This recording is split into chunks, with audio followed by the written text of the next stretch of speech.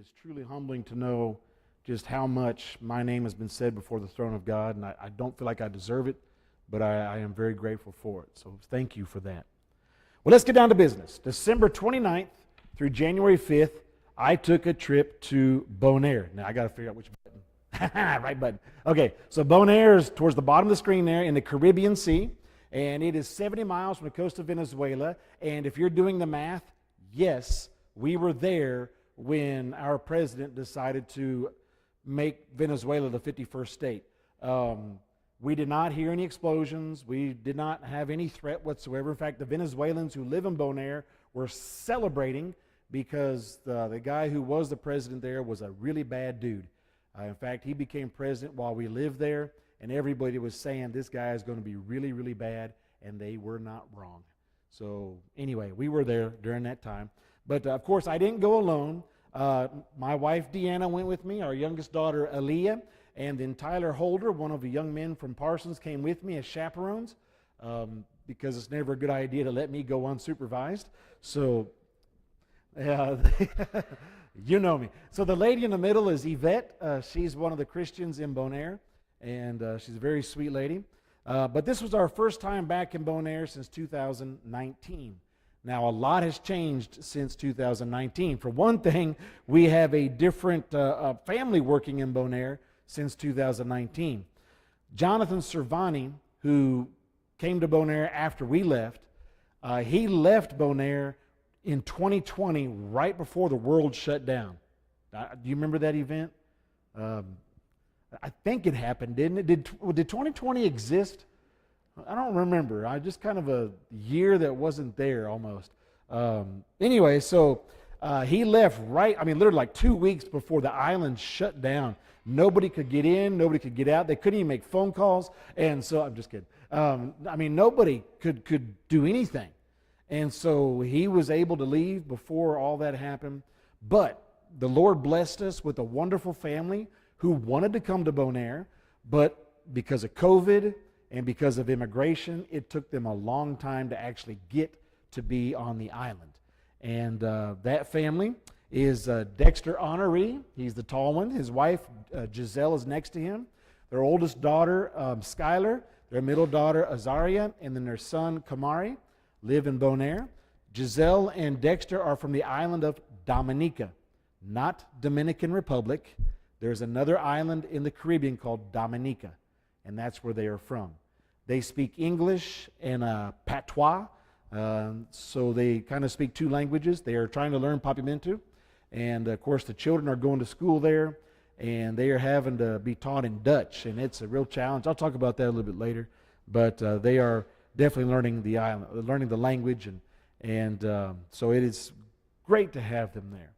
Now, I had talked to Dexter a lot prior to this trip.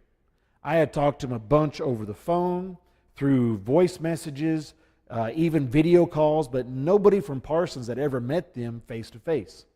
So that was one of the reasons why we went down there. And so it was great for us to see them in person. They, on the other hand, are still having to recover from having seen me. So just pray for them on that one. But what was the purpose of this trip? Well, there were several reasons. I keep looking back. There are several reasons for this trip. And we wanted someone from Parsons to actually meet Dexter and his family. Myself and the elders at Parsons, we were very impressed with Dexter before this trip was ever made. And I was even more impressed when we made it. And I'll talk some about that in a little bit. But moving to a different country has its challenges, as you can imagine. Even if you're moving from one Caribbean island to another, it has its challenges. The good thing is they like Bonaire. In fact, they love Bonaire. And I think a big part of that is when they came to Bonaire for the very first time, I had it arranged that the biggest smile on the island would meet them at the airport in the form of our brother, Richmond Anthony. Richmond has this just absolutely magnetic personality, a huge smile. And Dexter told me, he said, when he came into the airport and he saw Richmond for the very first time, he said instantly he just felt welcomed, that this was the place he needed to be. And I know it's that big smile and that warm greeting from Richmond. So, a smile's got a lot of positive power. And so Richmond's got a lot of positive power. Not only that, but he's also 6'6", so he doesn't hide very well. So that smile just kind of stands above the crowd, which is a good thing. But another reason why we took this trip was to encourage the brethren. We wanted them to know that we still think about them, that we still care about them. And also on a personal level, I wanted them to be able to see me because, when people hear that, I have cancer, they kind of assume the worst. They assume I've lost a lot of weight. They assume that I've gotten really pale in color. You can tell I'm still a little bit brown. You can tell that I haven't lost all the weight. When I lost the fish, I named him Lumpy, by the way. When Lumpy got taken from me and I was trying to recover from my six-pack gotten cut in half, I lost like a little over 40 pounds, and I've gained a little bit of that back. But anyway, people assumed I'm going to look like death, right? But so for them to see me and say, man, he looks kind of healthy. Notice I didn't say he's good looking. I didn't want to have to repent afterwards. But for them to say, hey, he's rather healthy looking, it does a lot of good for them to see that, a lot of encouragement on their part. So we were able to visit all of the members, but unfortunately I did not get photographs with all of them. And the reason for that is I'm not a shutterbug. When I'm talking with people, my first thought is not, what we need to do? We need to take a photo. So, by the way, if you ever get in an accident, you want me nearby. Because I'm not going to be the one saying, oh, looky here, we have an accident. Look, they're bleeding to death. Oh, how do I put this on? I'm going to be the one to help you instead of the one to video you, all right? So you want me around. But I didn't take pictures of everybody. And since I didn't take pictures of everybody, I didn't want to put individuals up there. But you do see some group pictures up there. Now, another reason for this trip was to visit those brethren who've left the Lord. Thankfully, none of them had moved. So we were able to go to their homes, speak with them. I introduced Dexter to them, and because Richmond wasn't exactly sure where they all lived. So we wanted to make sure that Dexter got in contact with all of them, and he was able to do that. So that was a good thing for that.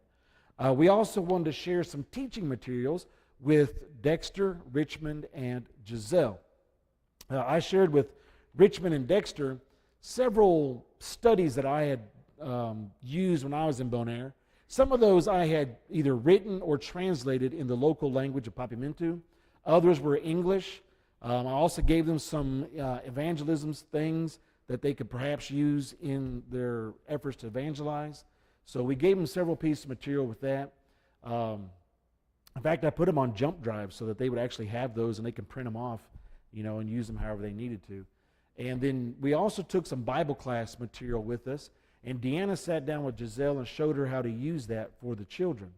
And then while we were doing that, Aaliyah and Tyler were cleaning the church building.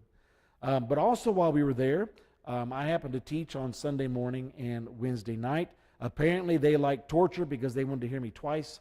And, just something really wrong with them. But Dexter also does this thing on Monday night with teenage boys. In English, it's called guiding gyms. Gym as in jewels, not gym as in gym. We're going to the gym to work out. Not that kind of gym. All right. So what he does is he's teaching young men how to be godly men. Because in Bonaire, it is a problem where a lot of times the father's not in the home. And so it is an issue. In fact, there is a male shortage in Bonaire. And I'm not talking male as in, the U.S. Postal Service. I'm talking men. There are approximately 4 women to every man. And that also creates another problem. We had a very sweet neighbor when we lived there, and she'd been married twice, and both of her husbands cheated on her. And she told Deanna, she said, in Bonaire, women just expect their husbands to be unfaithful to them. And she said, but I couldn't handle it. And so she divorced them, and I couldn't handle it either. If my husband cheated on me, I wouldn't be able to handle it either, that idea. So, I couldn't blame her for that whatsoever. In fact, I actually knew one of the ex-husbands, and man, he was a pig. I'm just going to say that. Right? To go to the hardware store and watch him flirting with teenage girls, sorry, I think I just threw up my mouth a little bit. Anyway, so Dexter, he's trying to teach young men how to be godly men. And now in this group, you see on the right, you see Richmond, then Dexter's in the middle, and on the left are two young men. Now the one closest to Dexter, Dexter, is one of our members. He's a brother in Christ. The other young man is not. He would like to be, but his parents attend a different church. And they allow him to come to this, but they won't let him come to Sunday morning services. They want him to go with them. He would like to get baptized, but they don't give him permission to get baptized. So it's a bit of a struggle, but yet he's still coming, and it's an encouragement that he's coming. And so they continue to encourage him and to pray for him and to teach him. There's also a young lady who's obviously not with this group of young men who's in the same predicament. She would love to get baptized, but her parents won't let her. We actually met her. We went to a restaurant one night. We took Dexter and his family out for supper, and she happened to be our waitress. So we got to meet her a little bit. Very sweet girl, but again, her family just wouldn't let it happen. So just continue to pray for folks. That's a tough situation to deal with, but whenever I have faced that situation with a minor, I will never baptize them without their parents' permission. And I hope that what that does is it leads to a Bible study with the parents. And sometimes it has in the past, other times it's not. But I don't feel right about taking a minor and baptizing them against the parents' wishes. And so I respect Dexter for having that same belief as well. But and I know it's a personal thing. There's nothing in the Bible that says you can't do it, but I think it's a matter of respect. And it's better for the family to have a better feeling about you for at least respecting them than to just go and do something and not respect them as the parents. Another thing that we did, thanks to a generous donation, we were able to purchase a new copy machine for the church. The old copy machine is one that we bought when we were there all those years ago. We left in 2014. I can't remember what year we bought it, but it was so old they don't even make the ink for it anymore. And when we opened it up, Gutenberg had signed it. So that's how old it was. And so we got them a new copy machine. And we know they're going to put it to good use. You know who Gutenberg is, right? Yeah, that was the guy in the Police Academy movies, Steve Gutenberg. Anyway, so they're going to put it to good use. They're going to be able to print off evangelism material, Bible class material, whatever they need. And so it was a blessing to be able to get that to them. Finally, we also went to Bonaire to take some important documents with us. When we left Bonaire, we had some important documents for the church that we weren't really sure would get taken care of. And we didn't want them getting lost. So we brought them back to the States with us. And that turned out to be a good thing because over time there were several things that did get lost. And so it was good that we kept these. But as I said, before I'd ever met Dexter in person, talking with him, via, technology, he was telling me he wanted to get all of the clerical stuff of the church organized. So if he were to ever leave, whatever preacher came after him would have all that stuff organized just right there at their fingertips, and they would be able to have it all and know what's going on. And I'm like, hey, this guy's organized. I like this. So we took all that stuff down to them. And what kind of stuff did we take? Well, we took blueprints to the church building. Some of you actually helped us build the church building, but we have blueprints for it. And Dexter has been wanting to add classrooms to the church building. We actually have classrooms in the blueprint. We just didn't build them because we didn't really have the money for that at the time and so forth. So he would love to add on to the church building some classrooms. So that's already in the blueprint, so it's already okayed by the government. They just got to do it. We also took some other official documents that had to do with the legal status of the church on the island. It's a different world down there, different government, different way things are done. And so there's some official papers that the church needed as well. And so we gave all of that to Dexter and allowed him to be able to file that away with all the other things that we had. As I mentioned earlier, I was very impressed with Dexter before we went, but there were several reasons for that. One is he brings a lot of experience to the work. He's 45 years old. He doesn't look it. Looks like he's about 35. But he's 45 years old. He's been in ministry for several years. He had gone to the Trinidad School of Preaching and Teaching, where he had studied and he learned. And he's ministered, I'm going to guess, somewhere near 20 years in a couple different islands. So he brings a lot of experience with him, a lot of wisdom. And he's got a great, just an even keel personality. Like, things just don't rattle him. And that's good for him to be able to keep patient with people, because, people will sometimes push your buttons, and test you. But he's really good at dealing with people who can be somewhat difficult. So that is a blessing. He's also spending time with Richmond. So Richmond is learning from Dexter.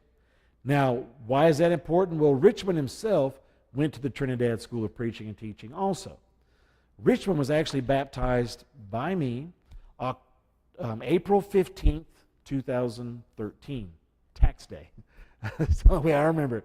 But yeah, we baptized him. He had started coming to church when he was about 9 years old, not with family. He actually started coming with friends, and he just kept coming, kept learning, kept growing. And he was always a very inquisitive young man, always wanted to learn. And so, of course, we would try to help any way we could. And so when he was baptized, he was about 12 years old. And when Jonathan left Bonaire in 2020, that really kind of left Richmond being the guy in charge, and he was the ripe old age of 18. And you might think, wow, what are you doing leaving a church in the hands of an 18-year-old? Let me tell you what. That 18-year-old young man showed much more maturity than a lot of people 3 times his age. He was still going and getting the members, still going to encourage them. Churches could not meet in person, but he was going to visit brethren. If they needed to go to the doctor, to the grocery store, whatever, he would go and give them rides. He was keeping the church connected even during a very difficult time in our world, not just in the church in Bonaire, but in the world. And he did a remarkable job. And he made the decision he wanted to go to Trinidad for the School of Preaching. But he just really didn't know what to do because he didn't want to leave without Dexter being there. But as I said, COVID and immigration just kept causing delays in Dexter getting there. Finally, the decision was made, Richmond, you just need to go. And so he went. And the Lord watched over things, took care of that. He went there for 2 years and studied. It was always his goal to come back to Bonaire. We were so worried about that because Trinidad has a lot of young, single Christian girls. And as I said, Richmond is a remarkable young man. He is a catch. And I was scared to death that there'd be some pretty little girl would come and all of a sudden he would swoon and go, "Oh, I'm forever yours." Because Richmond tends to fall and fall pretty hard. And I warned him. I said, "Brother, you say you want to come back to Bonaire, but let me tell you." So he went, and he actually had a couple offers, or a couple girls that really were trying to court him. And he said, "I don't want to leave Bonaire." And that's the thing. There's a lot of young men have gone to Trinidad to study, and they never left Trinidad. And so there's a lot of preachers in Trinidad, and the rest of the Caribbean doesn't have a lot. And so we were so thrilled when he wanted to come back to Bonaire, and that was his goal. He's had people from Aruba, from other islands, Trinidad as well, trying to convince him to stay and work with congregations in other areas. But he said, "No, I want to go home to Bonaire." So he is learning from Dexter, which is wonderful, because Richmond's got the language abilities. He speaks the 4 languages spoken in Bonaire. He knows the culture. He's got the personality, the charisma. He's got a really good head on his shoulders. Now he's getting some of that wisdom from Dexter, some of that knowledge. And so he's just gaining, he's just soaking it all in. He also, Parsons does help him a little bit financially, but he works a secular job, and he's trying to start his own business. Now, the secular job, the lady who runs that business is trying to help him start his own business. The reason he wants to start his own business is so his hours can be flexible so he can do church work. And, how many 21, 22-year-old, he's 25, good gravy, he's old. How many young men have that kind of, dedication to the Lord and to serving the Lord's church? And so she's helping him get his business started. She has been wonderful, by the way. He told her, he said, "Listen, I cannot work on Sundays, and I can't do Wednesday night, and every other Wednesday, like first and third Wednesdays, he can't work in the mornings." The reason for that is they go to the home for the elderly, and they have services there every other Wednesday. And he wanted to be able to be present for that. Richmond's also a very gifted song leader. So it's just a blessing to have him there in Bonaire, learning from Dexter, and the two of them really, for us, make a dream team. And but while we were there, we offered to help the church in any way we could while we were there, even if that was painting the church building, which we've been there, done that. But Dexter said, no, we don't want you doing that. And I said, why not? We can do it. He said, no. He said, I want the members to do that because I want the members to do things of that nature so that they feel more invested in the work and it feels like it's their congregation. Man, what a great philosophy. And I really appreciate him for that. He even wants the members to be the ones to add on the classrooms of the church building. Great goal. I don't know if that's doable because one, it's a very small congregation. They don't have a big contribution. Second of all, the manpower to do it, they just frankly don't have a lot to be able to do it. But it's a great goal, and man, more power to them. I hope and pray that they'll be able to do that one day. But it is great that he's wanting to get the church involved like that. So he wouldn't let us do any physical labor. Man, just because a guy's got cancer doesn't mean I can't do things. Anyway, seriously, people let me do stuff. I think I'm just dying over here. I mean, doing a funeral just here a week or so ago, and they were having trouble getting the casket up onto the little roller there above the grave. And so I grabbed a hold of it and I lifted it up. The family started freaking out. No, you can't be doing that. And I'm like, why not? I mean, did I just die? No, I'm still here. I'm okay. I'm not dead yet, folks. Just stop wishing for it to happen. Anyway, we're very grateful for Dexter and his mentality. He's tried many different ways to evangelize. And this is another wonderful thing about Dexter. When we lived there, the number one way of evangelism was door knocking. When we would go out door knocking, almost every single time we would set up at least one Bible study. When Dexter and them have gone out, things have changed a lot since we left in 2014. They rarely ever get a Bible study set up. There's been a big change in the culture there, and as far as evangelism is concerned, not necessarily a great change when it comes to door knocking, but people are still receptive. People still talk to them. It's just a little bit harder to find those people than it was when we lived there. And a part of that reason is there's been a big shift in the makeup of the island. When we moved there in 2008, see, I'm so old I can't even count. In 2008, there were 13,000 people on the island. That's 13,000. When now there's like 26,000, double the people. And the reason for that is October 10th of 2010, they became an official part of the Netherlands, a special municipality of the Netherlands, just like a city in the Netherlands.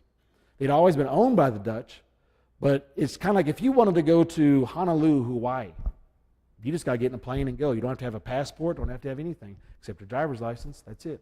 For folks in the Netherlands to go to Bonaire, all they need is their ID card. That's it. No passport needed. So it made it very easy for people to move there, just like if you wanted to move to Hawaii. So a lot of people came in. When we lived there, 80% of the population was Bonairean.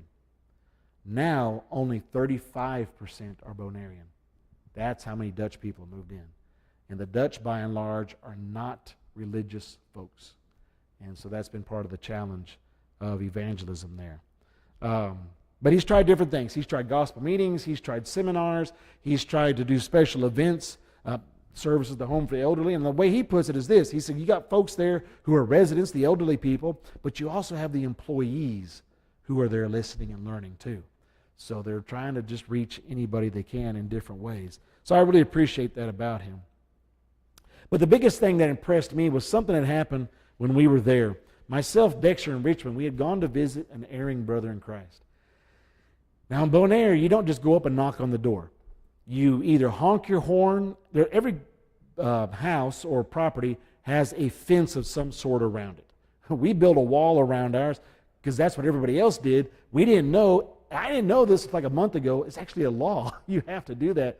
Well, we just happened to do it. So, yay, sometimes ignorance really is bliss. But anyway, so you come up to the wall, to the gate, you honk your horn, and or you yell out the time of day. Good morning, good afternoon, good evening, whatever.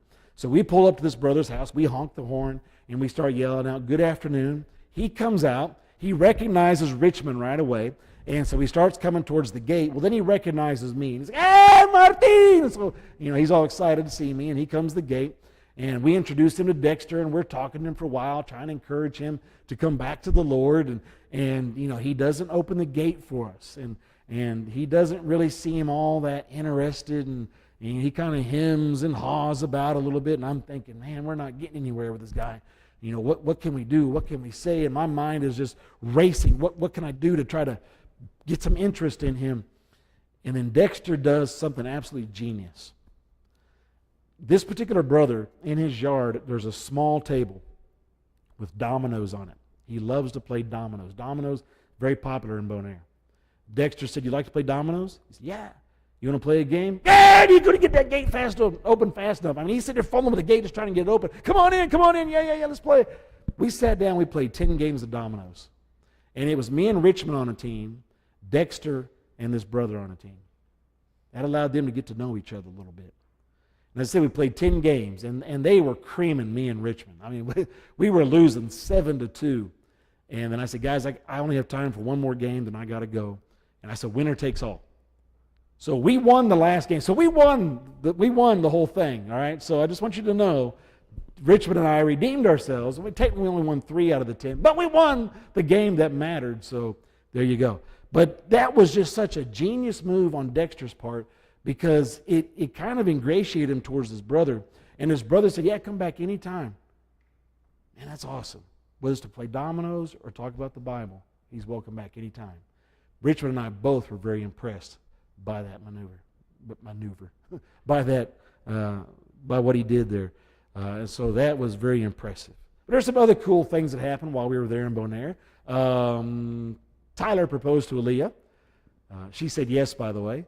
So I went there not having a son-in-law, and I'm going to, anyway. We ran into several friends while we were there.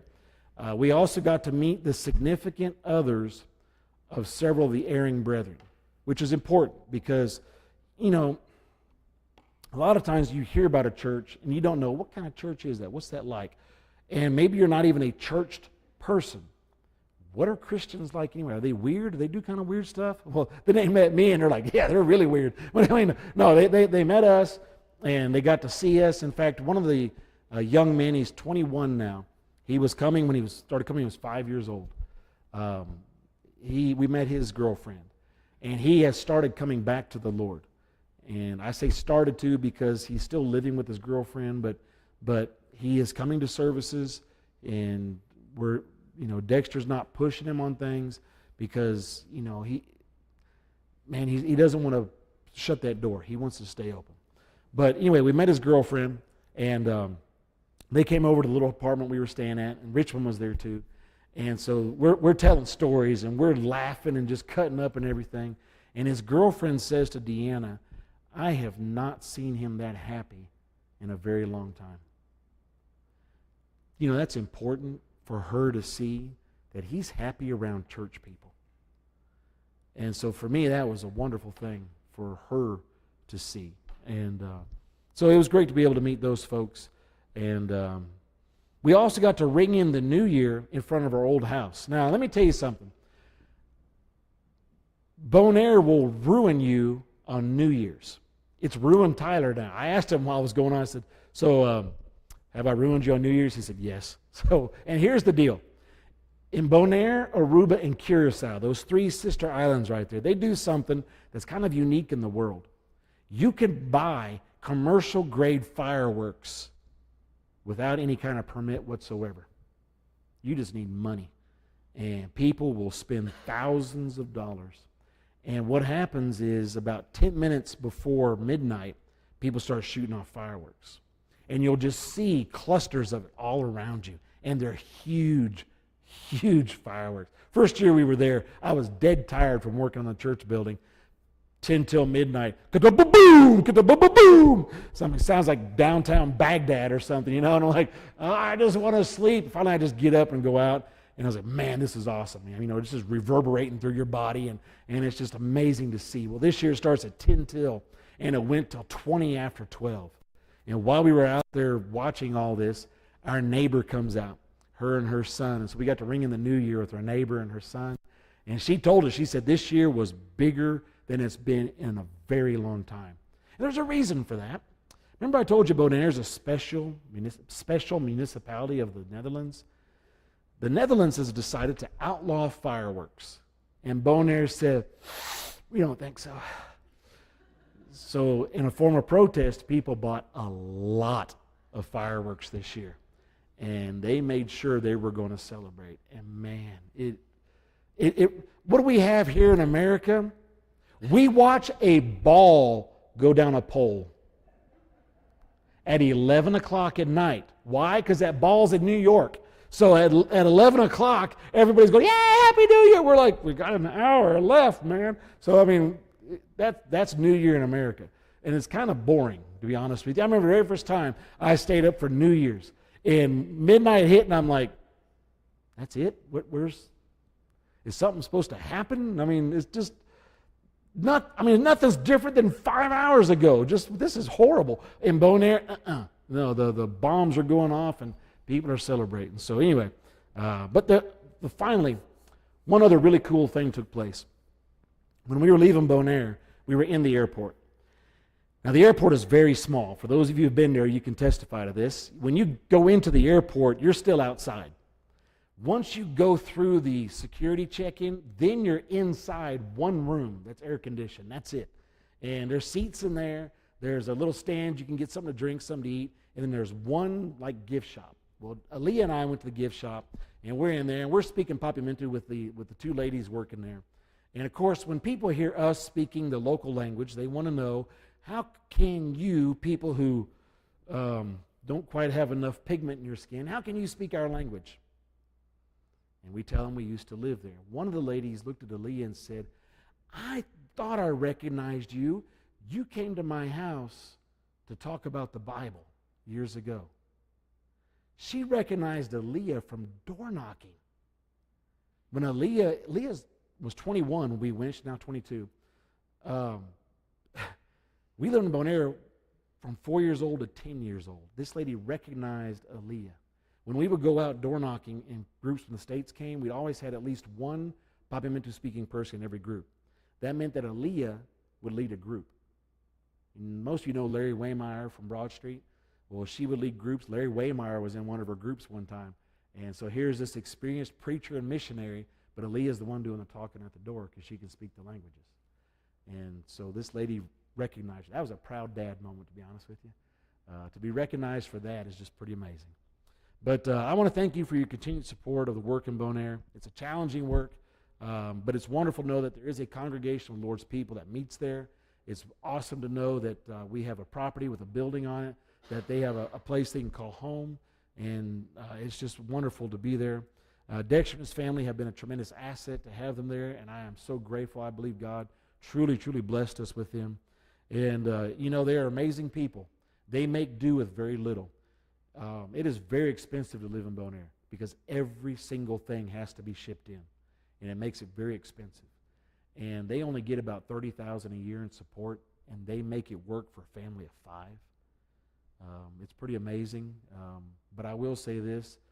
We are asking congregations if they can give an extra $25 a month to consider that, because one of the things they really need is tutoring. Their oldest daughter, the children go to Dutch-speaking schools. In Bonaire, the school system is very different. When you're done with elementary school, you take a test to determine where you're placed in junior high, what level, because they level it from that point forward. Their oldest daughter failed the test because she could not understand the Dutch. It's not that she doesn't understand the material, she just can't understand the language the material is presented in.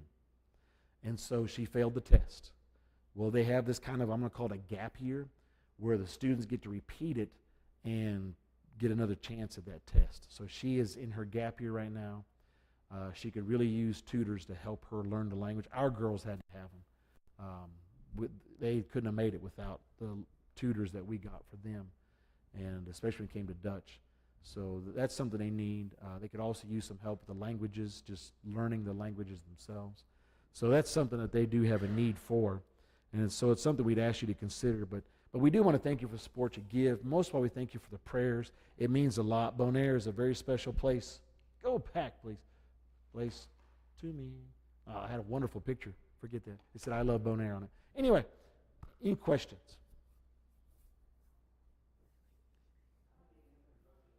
How many members are there now? About 10.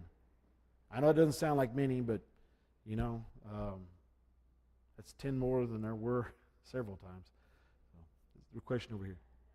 Same one? Okay, yeah. Now, if all, that's saying 10 faithful. If those who are erring were to come, there would be, 5 to 10 more people. I'm not sure there's a couple others we did not see. We don't know if they're still on the island or not, but there's about 5 to 10 more people if the erring would come back. So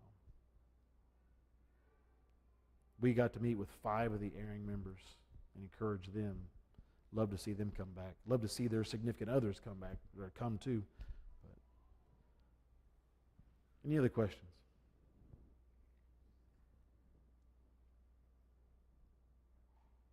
I know it's going to shock you, but a missionary went overtime. Never happens, does it? Anyway, well, I do thank you again for your prayers and for all your support. So I guess it's time to let the youngins in.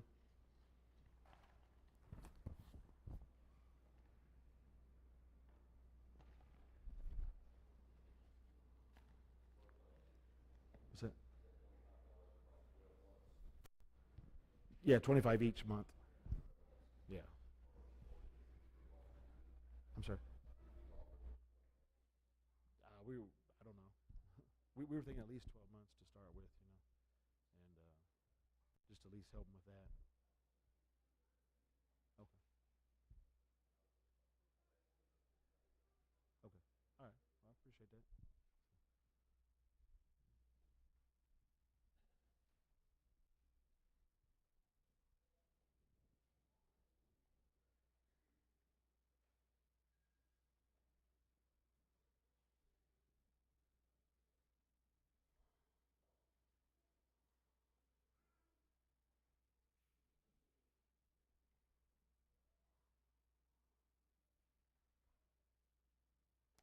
All right. Does somebody have an invitation song or anything? I know nobody heard that voice. So I wish he would speak more loudly. I bet it's something you never heard before. My voice doesn't project. Robin's can't project. He cannot not project. That's the proper way to put it. So it is good to see everybody here tonight. It is a blessing always to get together with other Christians, and it's a time that we as a family get together to encourage each other. Our number one concern in life is a person's relationship with God. That is our number one concern. We want to make sure, first of all, that our own relationship with God is a good one. But then second of all, we want to make sure that other people's relationship with God is a good one. So tonight, if there's anything we can do to help you in your relationship, we would love to help you. If you're not a Christian, maybe you've got questions. Folks, we would love to hear your questions. You don't have to yell them out right now, but we would love to hear what your questions are. And chances are we've probably had the same questions in our lives. And so we would love to hear them. We're not going to judge you for anything you ask. We're not going to make fun of you. We're not going to say that was a dumb question, because trust me, I am the king of dumb questions. All right? So, here's one. Have you ever thought about putting spaghetti sauce on pancakes? Dumb question, eh? So anyway, better than mayonnaise on pancakes. Anyway, so there's no such thing as a dumb question, because if it's a question you have, it's important to you, therefore it's important to us. And so we would love to hear whatever questions you may have. And all we'd like to do is just sit down, talk with you a little bit, open up the Bible, read it together, and all we're going to do is give you some information. We're going to explain to you what we believe the Bible teaches about, one, how to become a Christian, and then number two, what God expects of us if we do become a Christian. That's all we want to talk about. And we're not going to put any pressure on you. We're not going to twist your arm. We're not going to yell at you. We're not going to hit you or anything like that. As I tell people, I don't bite. I just lick a little bit. But No, I don't even do that anymore. I had some training. That's why I wear the mask, so it doesn't. Anyway, just kidding. If you study with me, I guarantee I'll make you laugh, all right? So, because I believe in laughter. God wants us to be joyful, and I do believe that's something that we as Christians should be full of. And anyway, so we would like to just share with you that information, and we're going to give you that to you, and then let you make a choice. Same thing everybody in this room who is a Christian had happen in their life. They heard the information, and they were given a choice. Do what they learned or not do it. It's that simple. For those who are Christians, they chose, I want to do that. And they made that choice. There are others who said, no, I don't want to do that. And maybe they said, I don't want to do that, and they're still saying that. There might be others who said, no, I don't want to do that. And then maybe sometime later they decide, you know what, I changed my mind. Now I do want to do that. Well, that's okay. We just want to give you information and let you make that choice. If you need prayers tonight for any reason whatsoever, whether it's prayers for forgiveness, it's prayers for help in your life because you're dealing with some stuff, we're here as a family of God to help each other, to pray for each other. And if there's anything that we can do to help you, please let us know. Understand this. Nobody in this room can read minds. Some of them claim to, but they can't. So if you got something going on in your life, please share it with somebody. You don't have to come up front during the song. You could talk to somebody after services, somebody sitting next to you, maybe somebody else, myself, it doesn't matter. Just talk to somebody. We would love to help you in any way that we can. You are important to us. And you are important to God.